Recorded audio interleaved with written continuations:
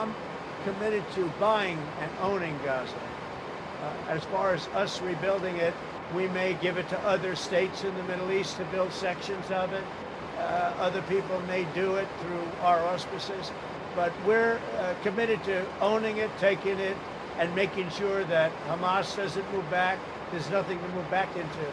The place is a demolition site.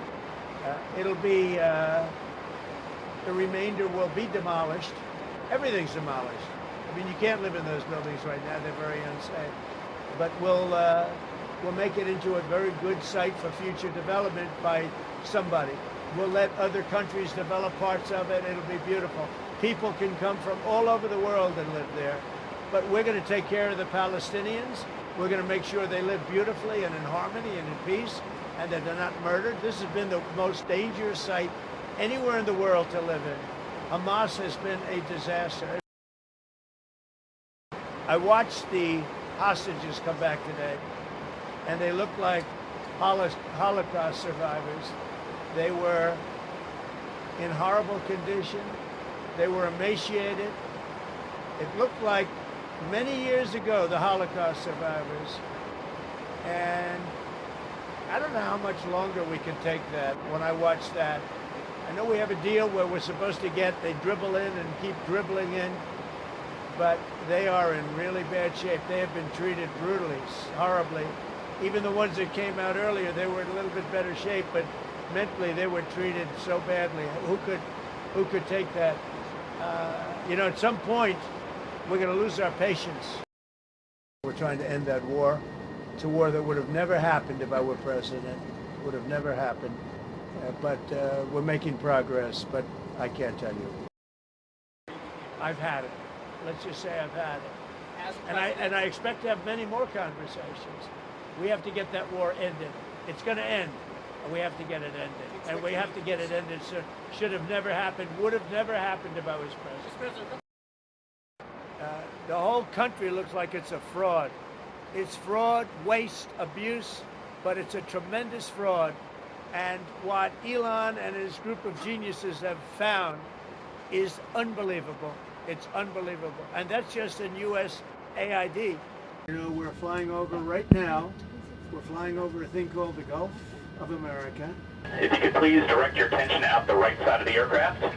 Air Force One is currently in international waters, for the first time in history, flying over the recently renamed Gulf of America. Please enjoy the flight, and we are now about to head westbound to Super Bowl 59.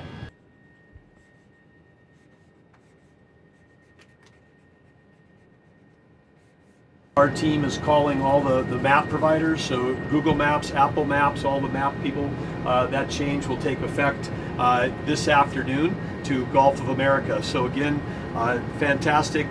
Thank you, President Trump, for setting this all in motion with your executive order. It's an exciting, fun day, and great to do this as we're flying over the Gulf of America. And J.D. Vance said judges aren't allowed to control the executive power. What's your take on that? Well, we're going to see what happens. We have a long way to go, and we're talking about fraud, waste, abuse, and when a president can't look for fraud and waste and abuse, we don't have a country anymore. So we're very disappointed with the judges that would make such a ruling, but we have a long way to go. We stay confident, so I have more time to do what I want to do. So we're making our country larger. We're making our country stronger. So no judge should frankly be allowed to make that kind of a decision. It's a disgrace.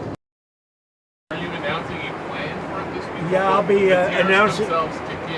be announcing probably Tuesday or Wednesday at a news conference, Reciprocal tariffs, and very simply, it's if they charge us, we charge them. That's all. When does it go into effect, sir? Almost immediately, but I'll be announcing the details of it, highly detailed, and it'll be great for everybody, including the other countries. But if they are charging us 130% and we're charging them nothing, it's not going to stay that way. This is on every country? Every country will be reciprocal, that's right. Mr. President, can you confirm that It won't affect everybody because there's some where we have similar tariffs. But the ones that are taking advantage of the United States, we're going to have it's reciprocity, it's reciprocal. We're going to have a reciprocal tariff. But we'll have a news conference Tuesday or Wednesday. And just on the steel question, Just so I understand. We'll you also be correctly, announcing steel tariffs on Monday. on this tomorrow. Monday, yeah, tomorrow. What countries will those go on? Everybody, steel. Including Canada and Mexico. Yeah, That exemption? any steel coming into the United States is going to have a 25% tariff. What about aluminum, sir? Aluminum too. 10%? 25%. 25 for aluminum as well. 25 for both. For both. And on steel, sir, are you ruling out then Nippon Steel having a 51% stake or higher?